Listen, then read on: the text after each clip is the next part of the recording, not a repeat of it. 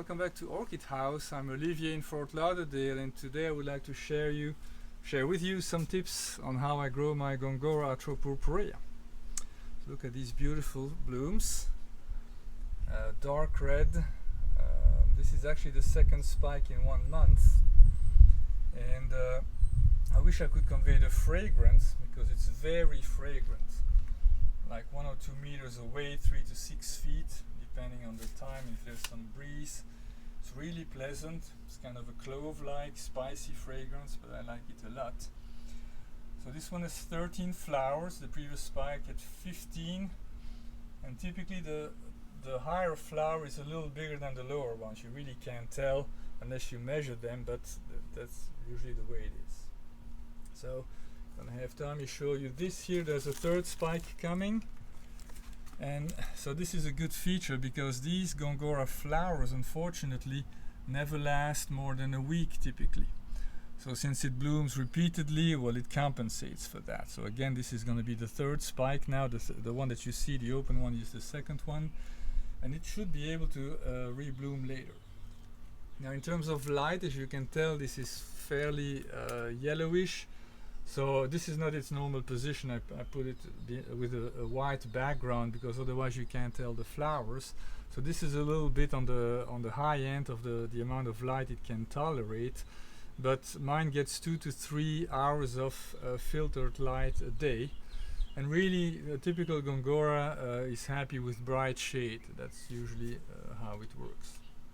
Now, as you can tell from the medium here, so there's a lot of bark there.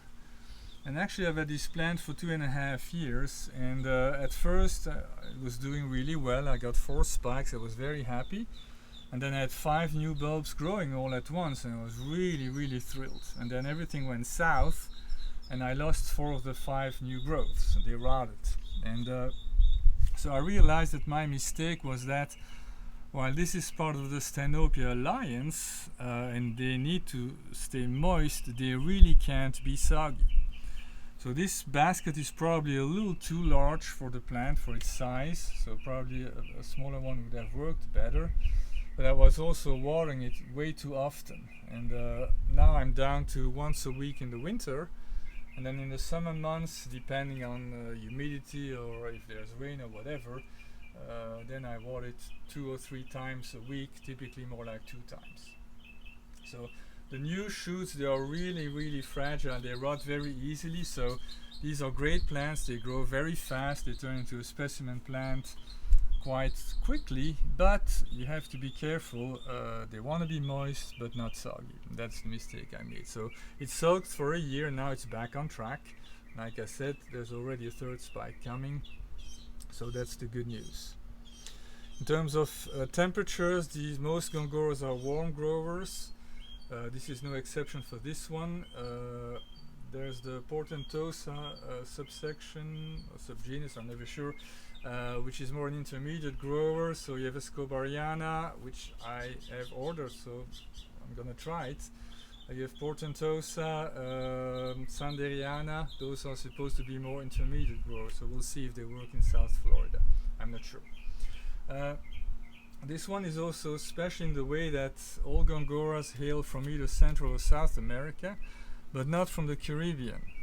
This one is one of only 2 Gongora plants that grows in Trinidad and Tobago. And while obviously it's very south and very close to the South American continent, technically it's the Caribbean. So this is one of the 2 that will grow there. So I do encourage you to grow Gongoras. They are beautiful plants. They have a strange look. I think it's beautiful. They have amazing fragrances, usually vivid colors. And like I said, while their blooms don't last more than a week, typically they can bloom quite often, and this is a fast grower. Thank you so much.